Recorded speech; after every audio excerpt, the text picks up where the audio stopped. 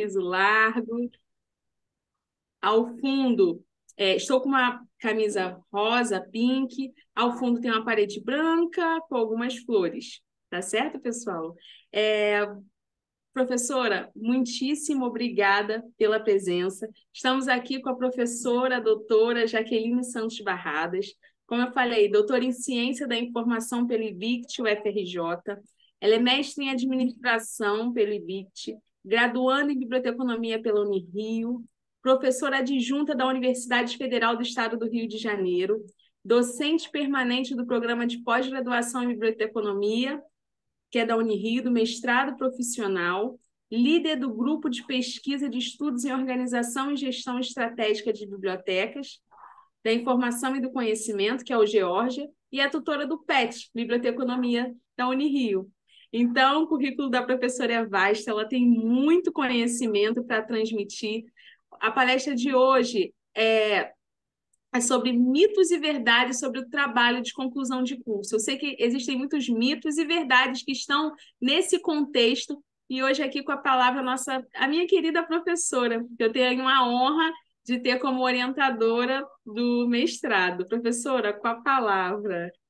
Muito obrigada, Paloma, Marta, pelo convite, né, de estar aqui participando dessa semana tão importante para os nossos alunos, que é essa semana de acolhimento, de iniciação à pesquisa, de orientação, né, gente? A gente já começa o semestre com o coração quentinho, sabendo que não está sozinho nessa empreitada, né? Agradeço muito o convite, é uma honra para mim estar aqui entre vocês. Vou fazer também minha audiodescrição, já que Paloma fez a dela. Eu sou uma mulher de meia idade, branca, dos cabelos alourados, olhos verdes, pele branca. Estou usando um óculos de grau, né, com uma borda rosa, uma camisa estampada florida, né, bem tropical. Ao fundo tem uma parede verde com algumas manchinhas brancas, é a parede da varanda da minha casa, né? É, é isso. Pode iniciar, Paloma, a apresentação do primeiro slide. Pode passar o slide, por gentileza? Vou iniciar agora.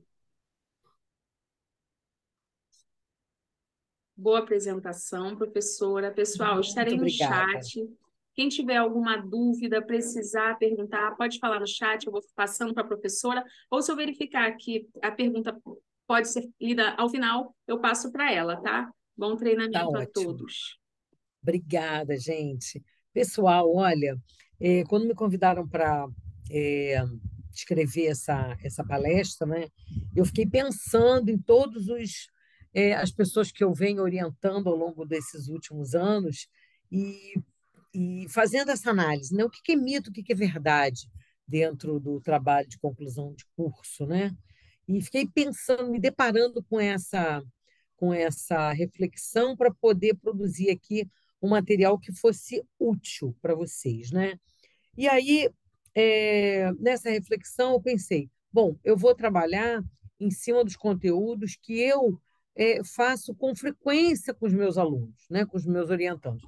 A cada semestre, a gente orienta lá um grupinho de alunos, tanto na graduação quanto no mestrado, e aí eu fiquei lembrando daqueles conselhos úteis que eu passo para eles e que vão fazer com que eles possam encarar essa fase final, né? Essa fase que eu chamo de gloriosa em toda a formação, que é o trabalho de conclusão do curso. Porque quando a gente chega nessa etapa, gente, é que a gente está na reta final, né?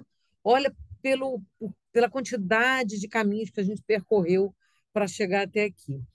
O trabalho de conclusão de curso, na verdade, ele é o coroamento, né, de um curso de graduação ou de um curso de pós-graduação, em que vai refletir ali um pouco da nossa história, um pouco da nossa vivência, um pouco daquilo tudo que a gente aprendeu ao longo dos anos, não é isso? Pode passar o próximo. E aí, eu queria que vocês me falassem, né? Me conta aí como é que anda o seu projeto de TCC. Eu coloquei essa imagem aqui que eu achei muito engraçadinha. Foi umas minhas alunas do PET que fizeram quando colocaram lá na, na, na conta, né, no story do PET. Elas fizeram essa brincadeira, o pessoal respondendo, né? Como é que anda o seu projeto? Ai, pensando em ação, à espera de um milagre ou me desesperando com calma. Aí eu fiquei pensando, bom, em algum lugar esse povo está, né? É, estamos vendo aí pela enquete que foi feita que a maioria está pensando, ou então está à espera de um milagre, né, gente? O que não é nada interessante. A gente gostaria de vê-los em ação, que é essa segunda resposta aí, que está zero, né? E me desesperando com calma. Essa também é uma opção menos pior, né? Mas, gente, vamos embora trabalhar, né? Trabalho não, o TCC não nasce sozinho. Não é a plantinha que a gente joga lá a semente e ele vai brotar. Se a gente não trabalhar duro para que isso aconteça, olha, nada vai rolar. Vamos lá, pessoal, mais um, por favor. E aí eu começo perguntando o que que é isso, né? O que que é o trabalho de conclusão de curso, né? Vamos lá. Pode passar uma aí. Atendimento formal para finalização de um curso acadêmico, né? É, é, ele costuma ser obrigatório em alguns cursos, e assim, se você não fizer isso, você não vai conseguir o seu grau, né? A sua cola grau, não vai conseguir finalizar o curso. Então, se é um atendimento formal e quando você entra na graduação, você já sabe que vai ter que passar por isso, então, gente, é para a gente começar a se preparar desde o do início, né? E não se desesperar, como estava mostrado ali na imagem anterior, né? E o bom disso, gente, é que ele pode ser apresentado em vários formatos, né? O mais comum que a gente vê em forma de monografia, que é um trabalho feito por uma pessoa, como o próprio nome diz, mono, escrito por uma pessoa, e que vai representar ali uma parte daquilo que ela conseguiu refletir, discutir ao longo da sua formação é, na graduação, né? Pode ser também em forma de projeto interdisciplinar. Algumas faculdades, algumas universidades usam esse, esse projeto interdisciplinar, em que você junta vários elementos de várias disciplinas e cria um projeto como resposta a uma demanda, que não necessariamente é uma monografia, tá? Pode ser um produto, né? Um documentário, pode ser uma indumentária, né? Para os cursos de, na área de artes, na área de cenografia, pode ser a criação de uma indumentária, né? Eu conheço pessoas que já fizeram esse tipo de produto como entrega de um trabalho final, né? Pode ser em forma de um aplicativo, criar um aplicativo em alguns cursos da área tecnológica, isso é possível. Então, gente, o trabalho de conclusão de curso ele tem várias carinhas, né? Mas para que ele aconteça, algumas etapas são comuns, né? E sobre isso que a gente vai falar aqui, sobre essas etapas comuns que vocês podem ir é, é, se organizando internamente, né? Bom, para isso, gente, a gente sempre vai precisar de um orientador ou um co-orientador, né? Às vezes o co-orientador entra porque o tema que você está discutindo é tão intenso que às vezes o próprio orientador sozinho não dá conta de resolver as questões. Então, a gente busca um co-orientador que é uma pessoa que vai ajudar a organizar as ideias ali de um tema, às vezes, muito novo, ou de um tema muito singular, ou de um tema um pouco diferente do comum, tá? Fora isso, o orientador normalmente dá conta de poder ajudar a fazer esse trabalho aí ao longo do curso. Pessoal, qualquer dúvida que vocês tenham, ainda que seja nos slides iniciais, não tem problema. Vão colocando aí no chat que a Paloma e o Elisbão vão juntando, trazendo para cá, tá bom? Vamos lá, mais um. E aí eu pergunto, né, como encarar essa, essa, esse trabalho de conclusão de curso, né? Como é que a gente se prepara para fazer isso acontecer da melhor maneira possível, para não ser nada sofrido, para não ser um momento entediante na vida da gente. Afinal de contas, normalmente a gente se inscreve um semestre, em alguns lugares, 2 semestres para fazer esse trabalho. Então, ele tem que ser uma coisa leve, uma coisa prazerosa, gostosa de fazer. Vamos lá ver como é que a gente pode fazer isso de uma forma suave, né? Como vocês gostam de dizer. Primeiros passos, gente, é a escolha do tema, né? Normalmente, essa escolha do tema é algo livre. Isso fica por conta do aluno. Então, o aluno vai escolher qual tema que ele quer trabalhar, né? E aí, esse tema que ele vai trabalhar tem que estar ligado a um interesse pessoal, a uma afinidade, a um prazer. Eu sempre falo isso para os meus orientandos, né? Quando escolhe o tema, gente, escolhe alguma coisa que você tenha prazer em lidar, né? Prazer em ler, em escrever, em ver vídeo, porque tem coisa mais entediante do que você estudar e escrever uma coisa que você não está afim. Poxa, por que isso? Por que que a gente vai se punir dessa forma? Não é por aí, né? Então, a ideia é que vocês tenham uma conexão com o tema que vocês estão trabalhando. Pode ele ser, você pode achar ele o tema mais esdrúxulo possível, mas o orientador sempre vai dar um jeito de acolher esse tema dentro daquilo que ele pode te ajudar, tá? Então, escolha um tema pensando nisso, né? O que que eu tenho interesse em estudar? O que que me dá prazer de ler, de escrever, de ver filme, de discutir? Quais são as afinidades que eu lido, que eu tenho com isso? Esse é o primeiro passo, assim, que é, digamos, inegociável, tá bom, pessoal? Vamos lá, mais um, né? Orientador, né?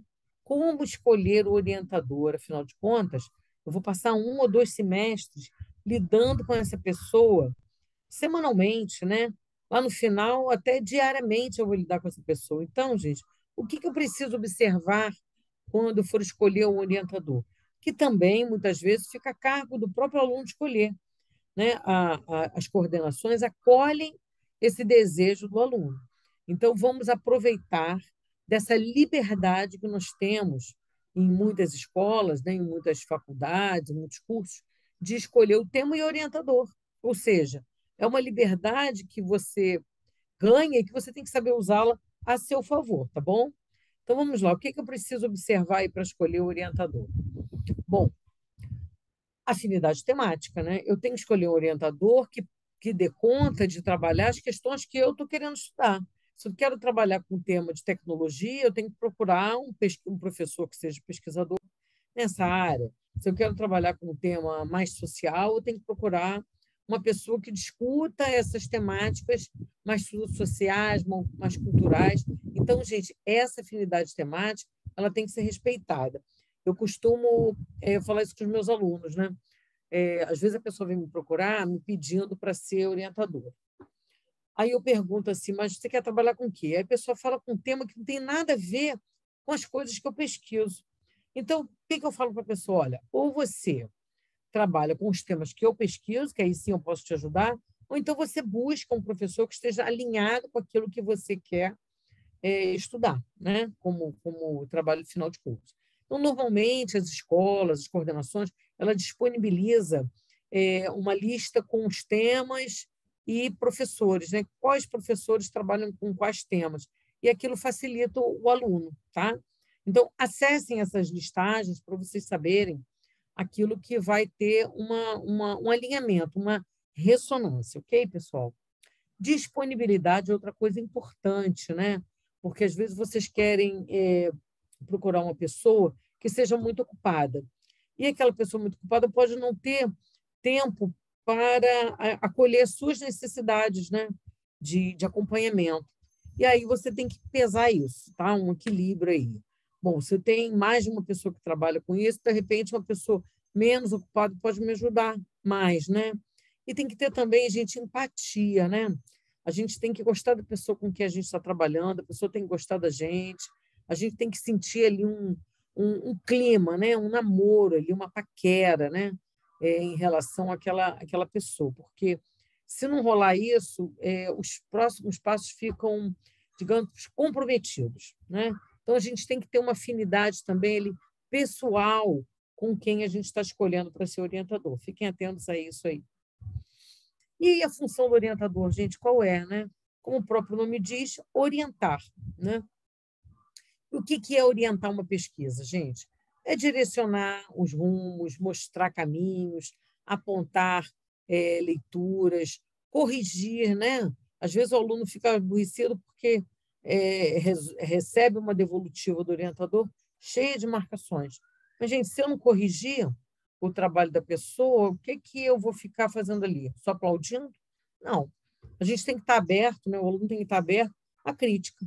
Se propôs a fazer um trabalho dessa natureza, você tem que estar aberto a receber a crítica, que é algo salutar, né? A gente critica para que o trabalho fique melhor, fique mais claro, fique mais legível, fique palatável, né? Fique gostoso de ler. Então, a ideia da correção é essa: corrigir a escrita, corrigir conceitos, corrigir análises, corrigir metodologia, corrigir normalização. Tudo isso o orientador faz, tá, pessoal? Incentivar, né, gente? Isso também é um papel assim, fundamental do orientador. A gente sabe que tem uma hora que o aluno fica de saco cheio, né, fica cansado, e aí a gente precisa dar aquele gás, né? Rodar aquela manivela, dar aquele gás para a pessoa sair dali motivada, sair dali acolhida, sair dali sentindo que, não, eu vou conseguir fazer isso porque alguém acredita em mim, né? Então, você tem que acreditar naquele trabalho, acreditar naquela pessoa, para fazer com que o trabalho aconteça, tá bom, gente? Essas são as funções aí primordiais do orientador. Posso ter esquecido de alguma, mas, assim, pela minha vivência, essas daí dão conta de resolver essa questão, tá bom? Bom, continuando, né, gente? Ainda nos primeiros passos, ponto de partida, vamos lá. Como é que a gente começa isso aí, né? Mais um, gente, isso. A gente começa lendo, gente, tá? Nada na ciência, nada no mundo acadêmico acontece sem leitura. Às vezes o aluno fala para mim assim, professor, eu não consigo escrever, eu estou travado. Falei, jura, você está travado? Aí eu pergunto, aquela pergunta clássica, né? O que você leu? O que você vem lendo? O que você pretende ler? Ah, professor, eu não li nada. Aí fica difícil, gente. Fica muito difícil você começar algum trabalho sem uma leitura prévia, tá? Então, o primeiro ponto de partida é fazer uma pesquisa, uma busca sobre o que há na literatura, sobre aquele tema que você pretende escrever. O que tem escrito sobre isso, né? Você vai lá fazer uma pesquisa breve, né? Uma pesquisa preliminar, uma pesquisa lá no próprio Google, né? Vou colocar lá o que tem sobre metaverso. E aí eu vou ver, olha, tem uma opção de coisa legal aqui sobre o metaverso. Você vai ver um filme, você vai ver um documentário, você vai ler um texto, você vai abrir uma entrevista e assistir. Ou seja, você precisa se inspirar por meio de leituras, documentários, vídeos, entrevistas, coisas que vão te fazer te refletir. Será que é isso mesmo que eu quero? Né? Então, sem essas leituras prévias, nada acontece, tá, gente? Vamos lá, mais um. Estabelecimento de um cronograma. Gente, o que é isso, né? Quando a gente está estabelecendo um cronograma, a gente está botando ordem nos nossos pensamentos e ações, tá? Nada é para sempre. Então, se você tem um período para fazer, o aluno pensa assim, eu tenho 6 meses para fazer isso. Não são 6 meses, gente. Digamos que um período tem 6 meses, né? Um período que começa em janeiro e termina em junho.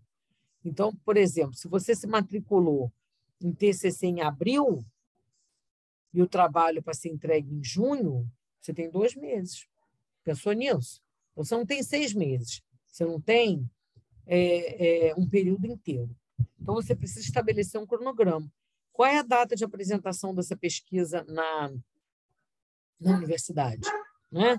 Normalmente, as universidades definem 1 ou 2 semanas para entrega e apresentação oral desses trabalhos.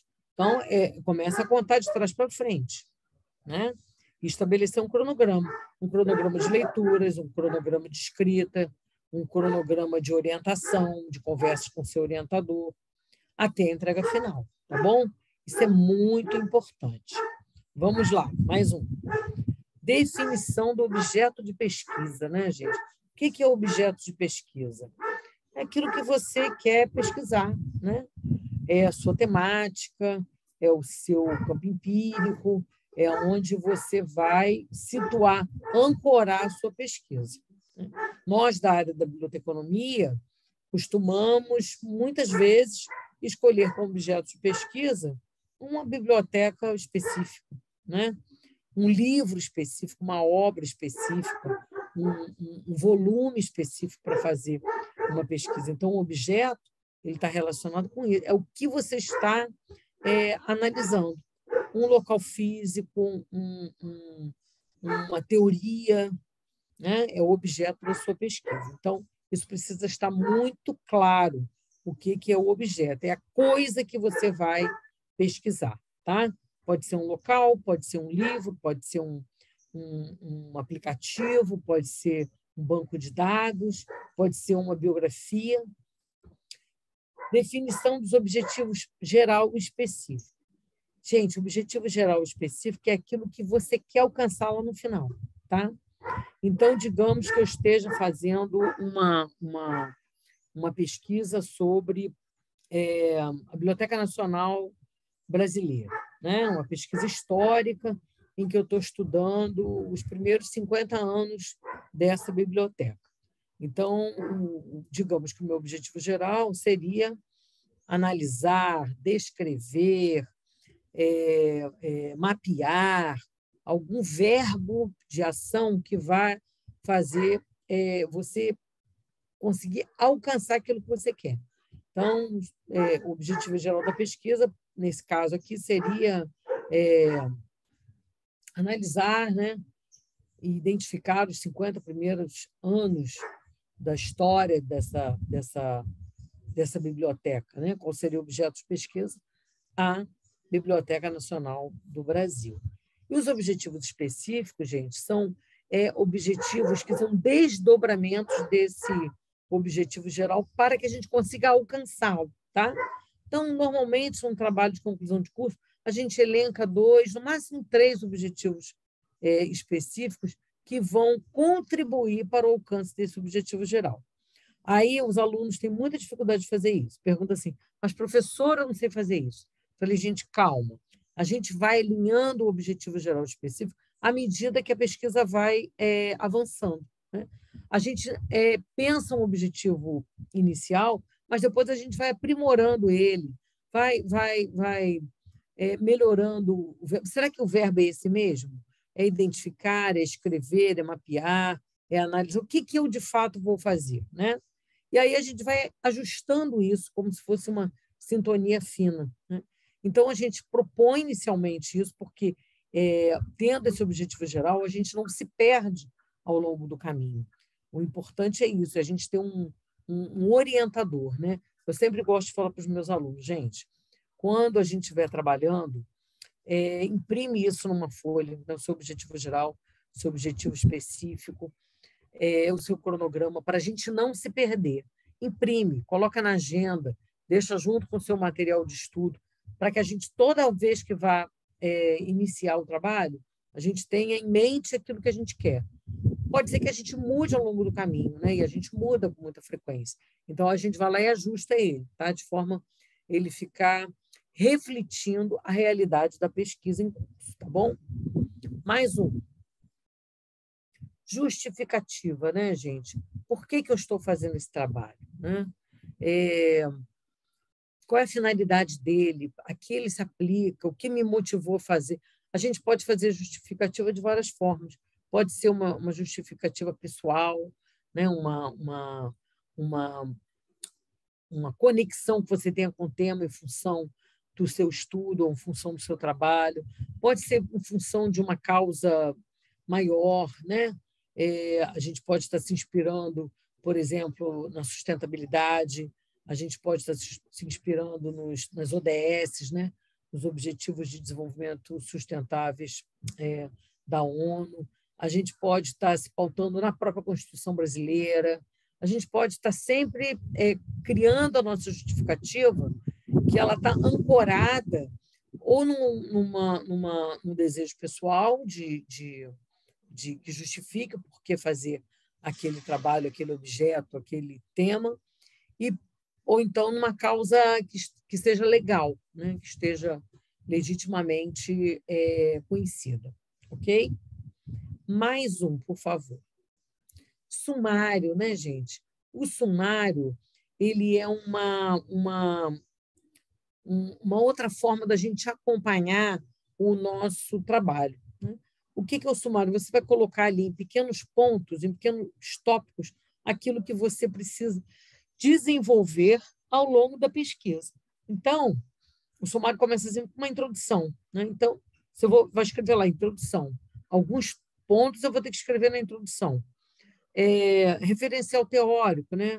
Quais são qual é o referencial teórico que eu vou que vai sustentar a minha pesquisa?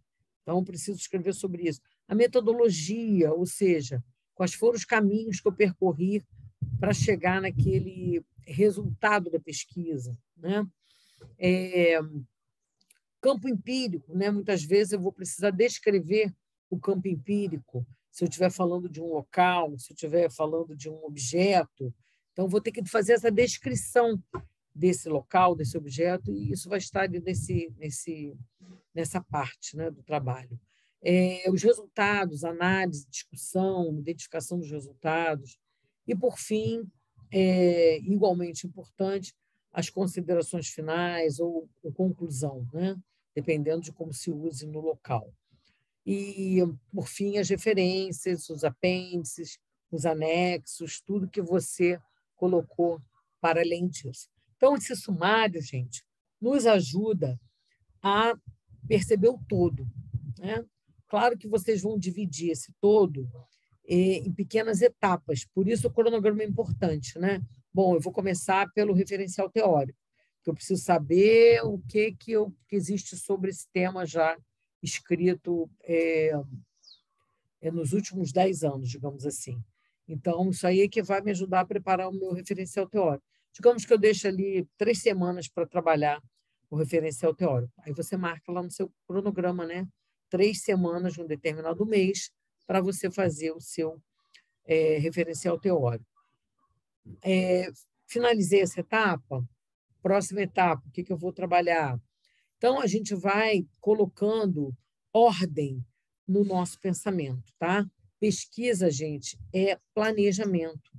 E planejamento a gente faz por etapas, passo a passo, e sempre acompanhando e monitorando isso aí, tá bom? Pessoal, perguntas, dúvidas? Segue aí com a Paloma que ela vai acompanhando.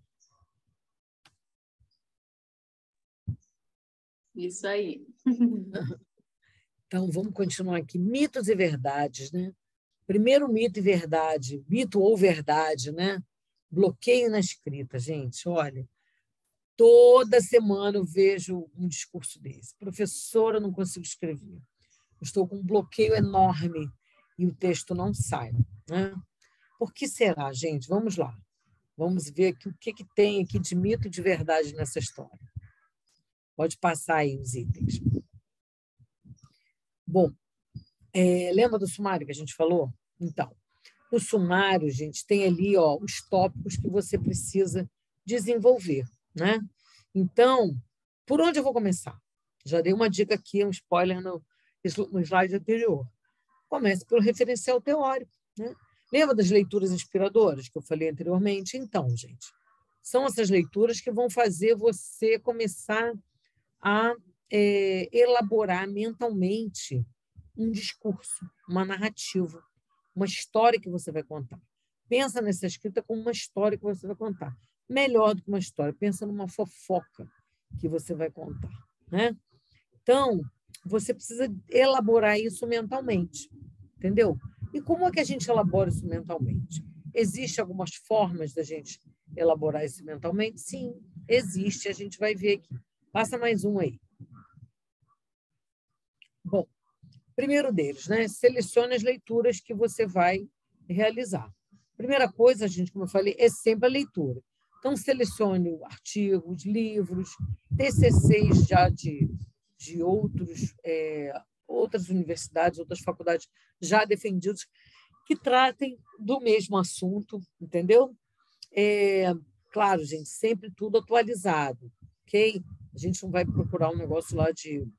Se a gente está fazendo uma pesquisa recente, a gente vai fazer um recorte aí dos últimos anos de pesquisa, né? Então, selecionar as leituras e ler já é um bom avanço para você se desbloquear nessa leitura. Que à medida que a gente vai lendo, a gente vai conversando com o texto, né? Não é maluquice, não, a gente conversa. Você lê, você fica, né? Pô, será que é isso mesmo? Caramba, eu não sabia disso. Então, aquilo que te chama atenção, aquilo que é novidade, você vai marcando ali de uma certa forma. Cada um tem um jeito de ir marcando essas evidências que vai encontrando na leitura, né? Alguns gostam de passar aquela canetinha verde, outros gostam de rabiscar com lápis, outros gostam de imprimir no papel e rabiscar tudo, outros gostam de ler um PDF e fazer aquelas marcações, aqueles balõezinhos. Cada um vai encontrar a sua maneira de fazer essas leituras e essas marcações do texto. Isso é importante, porque depois a gente volta lá e pega exatamente o que a gente quer. Mais um. Fichamento, né? Alguns professores, orientadores, pedem um fichamento da leitura, né? O que é o fichamento da leitura, gente? Exatamente isso que a gente comentou anteriormente, né? Você lê um determinado texto, como você vai sintetizar isso, né? O fichamento seria um resumo daquilo que você leu, que você vai tentar fazer com as suas próprias palavras, né?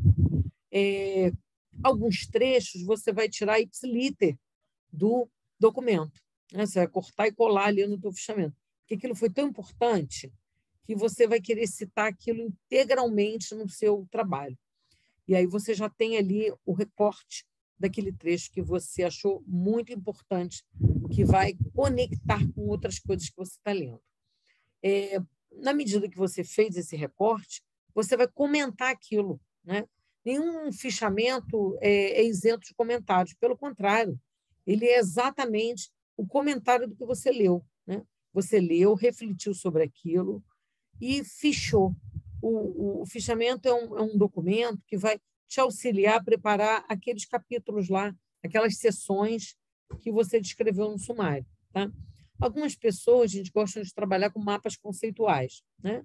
A pessoa consegue, numa folha de A4, desenhar graficamente as relações entre conceitos, entre datas, entre autores, consegue fazer uma linha do tempo, consegue fazer um infográfico. Isso é muito interessante também, que é uma forma assim ilustrada que algumas pessoas têm de sistematizar aquilo que está lá na sua cabecinha e que às vezes só você entende, né? E esses mapas são interessantes porque esse mapa estando construído, ele te dá gatilhos para você ir lembrando de coisas e fazendo a sua narrativa na escrita, tá?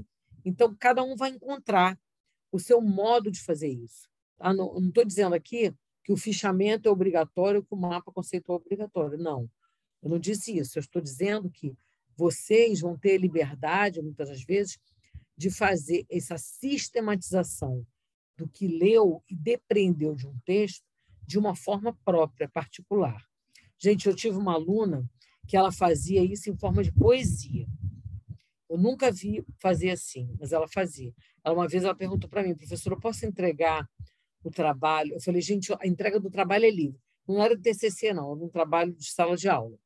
A entrega do trabalho é livre. Vocês vão ler esse texto e vocês vão fazer um fichamento, um resumo, perguntas e respostas, um FAQ, né, perguntas frequentes, um mapa conceitual, um infográfico. Vocês podem fazer do jeito que vocês quiserem. O importante é que vocês tragam para mim o trabalho. Podem fazer um vídeo. Sabe o que ela trouxe, gente? Uma poesia. Eu fiquei assim atônita, né? Que eu falei, gente, como é que pode uma pessoa fazer poesia sobre um tema tão árido, né? Sobre gestão. Gestão é um tema árido, né? Mas ela conseguiu fazer uma poesia. Eu fiquei assim, estupefata, né? Porque eu não esperava por aquilo. Mas foi uma forma dela entregar.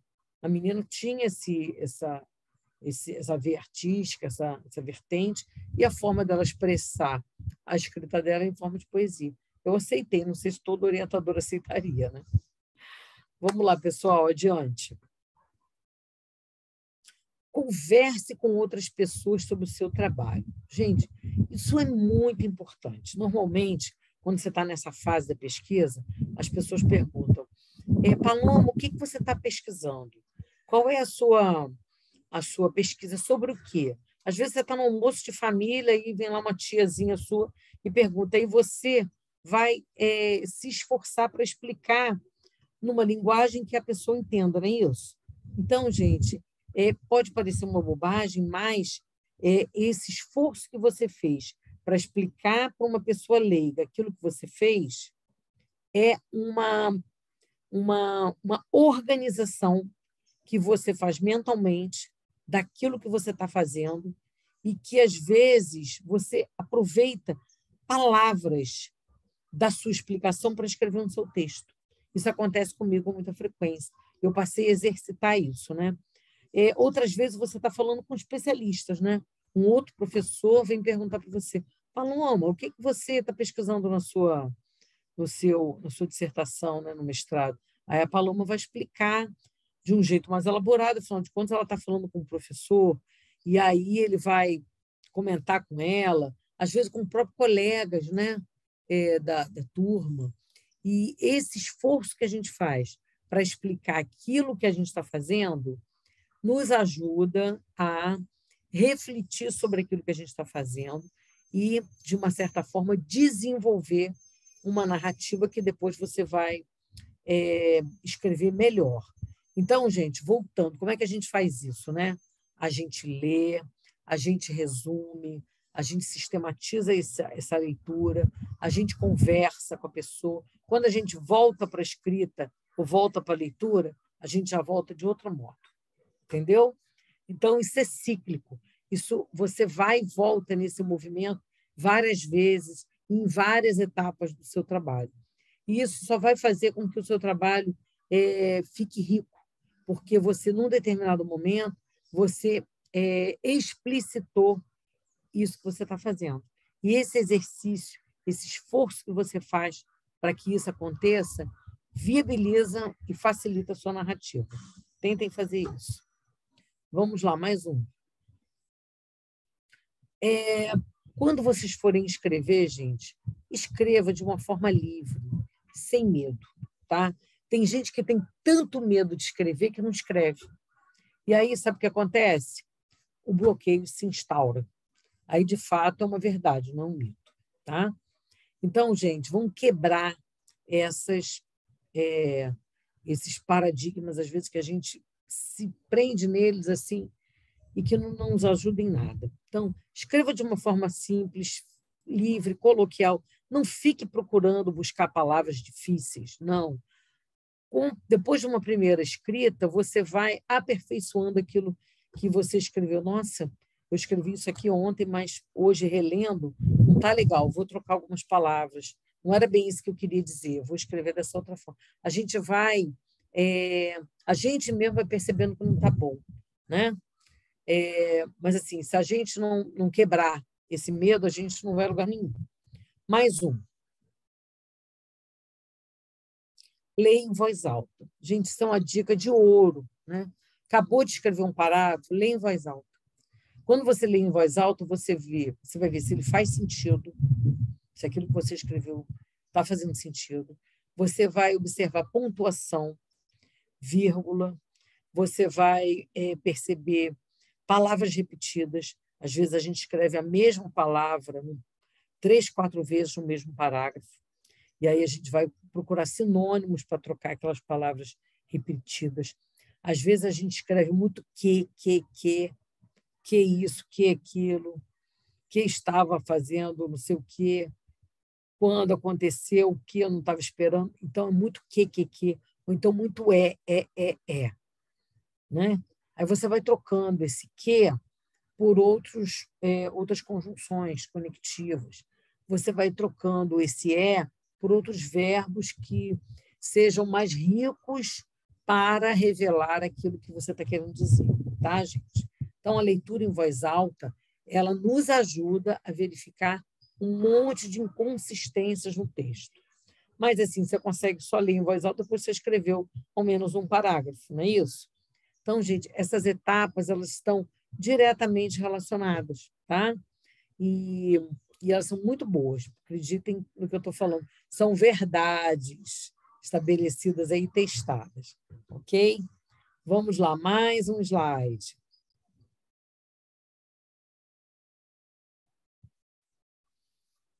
Gestão do tempo, gente. Olha, se tem uma coisa que é verdade, é essa frase aí do poeta, né? O tempo não para, né? Cazuza, o velho Cazuza, diria isso. Então, para que a gente possa trabalhar com o tempo a nosso favor, cronograma, gente, tá? Pensa lá, meu trabalho tem que ser entregue quando? Qual é a data final do meu trabalho? Ah, é 30 de julho. Então, retroaja a data da banca até o primeiro dia, né? Então, se dia 30 de julho eu tenho que entregar, quantos dias antes eu tenho que entregar esse trabalho para a banca? Né? 5, 10, 15. Quanto tempo eu tenho que entregar esse trabalho para o meu orientador? Antes da banca, né? Meu orientador vai ler, vai aprovar, e aí sim, eu posso mandar aprovar. Quantos dias o meu orientador precisa para ler o meu trabalho, fazer as últimas correções e entregar para a banca, né? Quantos dias eu preciso para fechar a versão final, né? Antes da leitura. Então, gente, a gente vai dando prazos aí. 5, 10, 15. O bom é sempre trabalhar com dias úteis, né, gente? Porque a gente garante que que o nosso parceiro aí de obra, que é o nosso orientador, vai conseguir ler, né, nos dias úteis que a gente define aí no calendário. Porque, às vezes, o calendário por si só nos trai. Tem um monte de feriado no meio, tem um fim de semana prolongado, tem um evento que vai tirar, que a gente não vai conseguir ler naqueles dias, então a gente se trai com isso aí. Então, estabeleça esse cronograma para que você possa trabalhar bem o tempo a seu favor, tá? Mais um. Rotina de estudos e escritas, né, gente?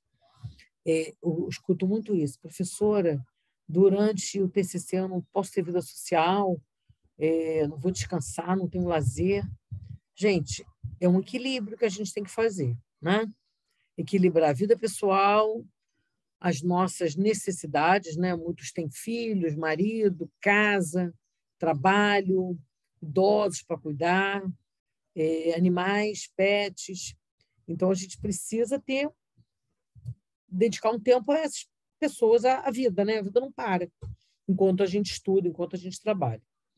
A gente tem que dormir, a gente precisa descansar, porque a gente só consegue fazer as coisas, gente, com um certo relaxamento, né? Se você acorda um dia exausta, porque dormiu mal, porque dormiu pouco, aquele dia para você é um dia improdutivo. Acorda um dia com uma dor de cabeça que você não consegue fazer nada. Então, a gente tem que equilibrar esse descanso. A gente tem que se permitir esse descanso. Quantas horas eu preciso para dormir bem? 8 horas? Ok, dorme 8 horas. Consigo dormir 5 horas? Melhor ainda. Preciso de meio-dia para dormir? Aí está pegando, né? Porque se você tem meio-dia para dormir, como é que você vai escrever, né? Então, tem que ter um equilíbrio aí entre vida pessoal, descanso e lazer, para que você possa ter essa rotina de estudos e escritas equilibrada, ok? Mais um, pessoal. Estabeleça blocos de horários dedicados à pesquisa, à leitura, à escrita e à normalização. Digamos que você tem 2 horas por dia para se dedicar à sua pesquisa. É pouco, é muito? Não sei. depende da fase, depende do momento da pesquisa que você esteja. Então, você pode quebrar isso, né? Bom, segunda-feira é um dia que eu vou dedicar à leitura, eu vou ler, né? Terça-feira eu vou pesquisar, porque eu já li, estou sentindo falta de mais algumas coisas, vou fazer uma pesquisa. E na quarta-feira eu vou ler de novo aquilo que eu pesquisei na terça. Bom, já que eu li tudo, quinta-feira eu vou escrever, né?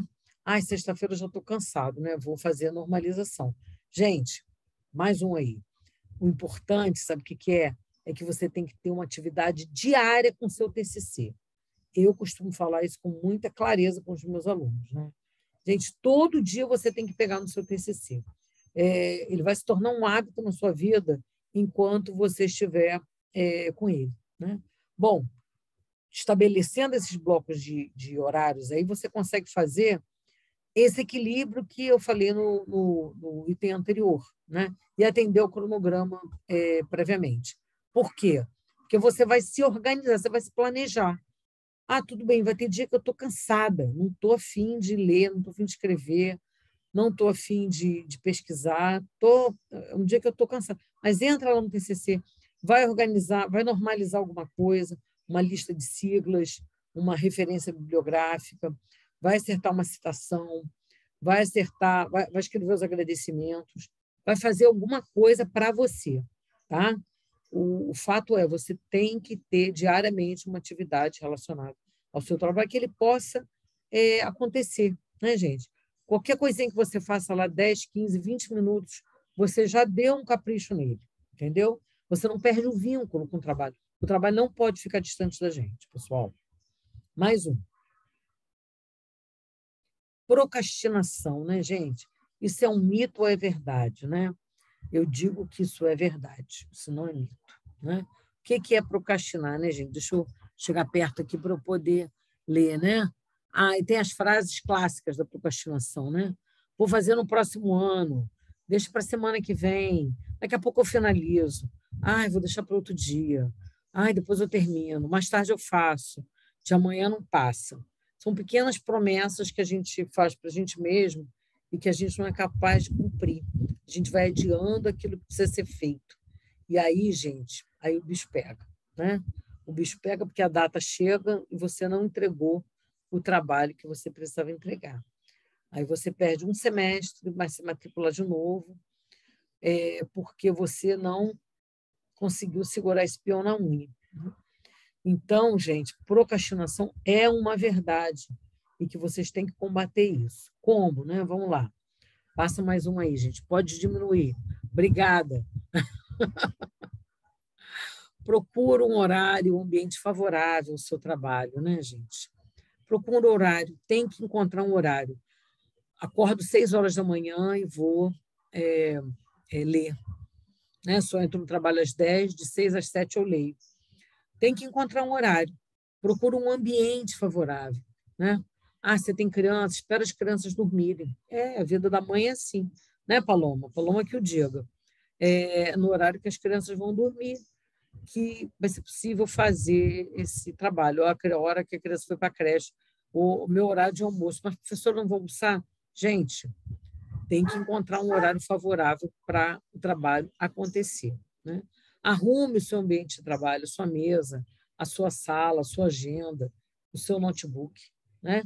Isso faz bem a gente ver as coisas arrumadas, porque essa arrumação física, ela acaba refletindo na nossa organização mental, tá? Não pensem que isso não é mito, isso é uma verdade. Mais um. Avisa aos outros que você está temporariamente indisponível, né? Gente, hoje eu não posso ir à festa, não posso ao almoço. Manhã de sábado está bloqueada aqui porque eu tenho um compromisso comigo mesmo.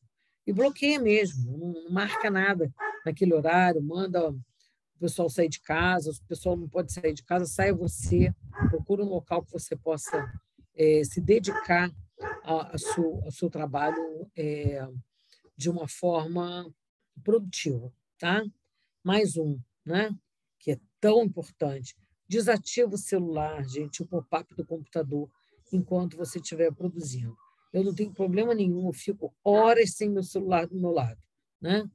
pego ele, boto para carregar no outro quarto, é, desligo todos os aplicativos de mensagem que tem aqui no computador e fico aqui focada, né? Mais um.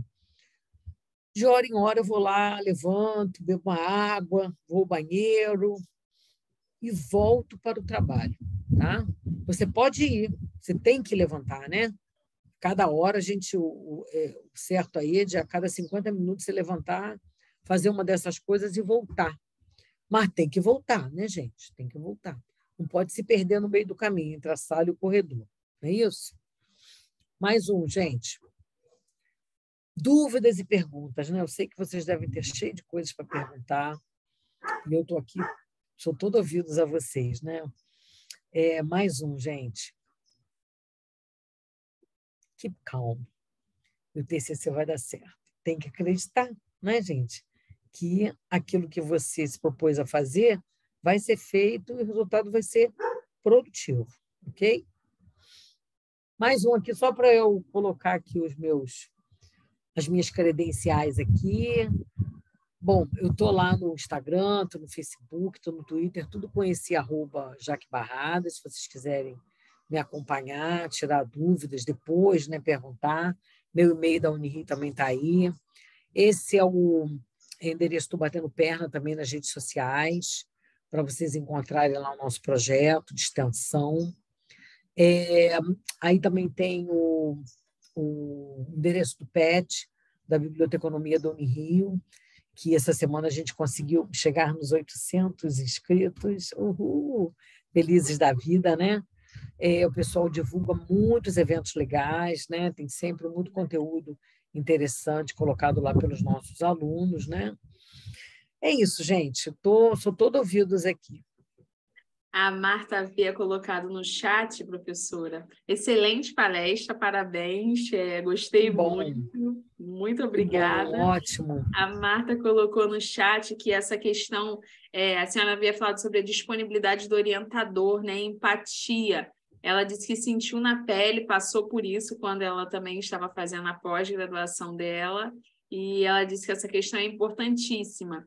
A É verdade. Michele Pimentel, ela também disse que adorou a live, que deixou tudo bem claro, a forma de organização e construção da estrutura necessária para conseguir cumprir os objetivos dessa entrega.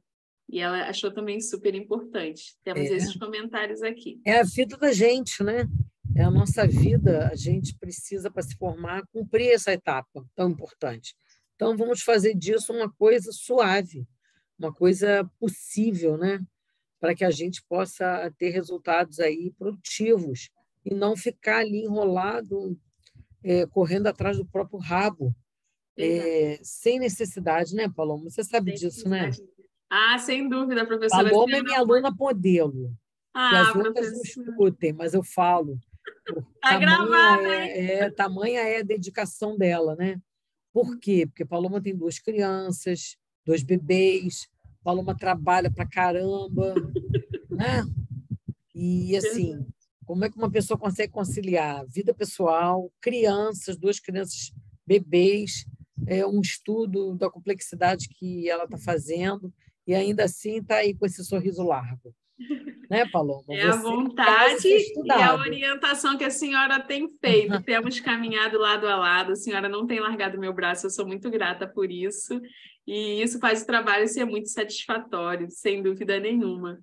E é isso, professora. O que a senhora falou, eu fui me identificando, a senhora falou, faz quando a criança estiver dormindo, estiver na creche. Eu falei, É opa, isso. essa dica eu já peguei. Essa daí foi você que me passou essa dica, né? Sim, tá certo. Você que me Olha, passou essas dicas preciosas, porque vocês aprendem, né, nas lives, na orientação, no dia a dia, e a gente, professor, pesquisador, orientador, também aprende muito com os alunos, né? Aprende o que fazer e o que não fazer, aprende o que dá certo e o que não dá certo. Esses pontos que eu trouxe aqui para vocês nessa conversa, né, gente, são todos da minha experiência, né? Não tem nada aqui que eu tirei de algum lugar. Uma palestra totalmente autoral, porque eu fui me colocando no lugar de aluno, né? O que a gente precisa observar. Esses são os pontos, assim, digamos, essenciais, né? Os primeiros passos. Claro que, à medida que vocês escolherem o tema e o orientador, tudo isso aqui vai ser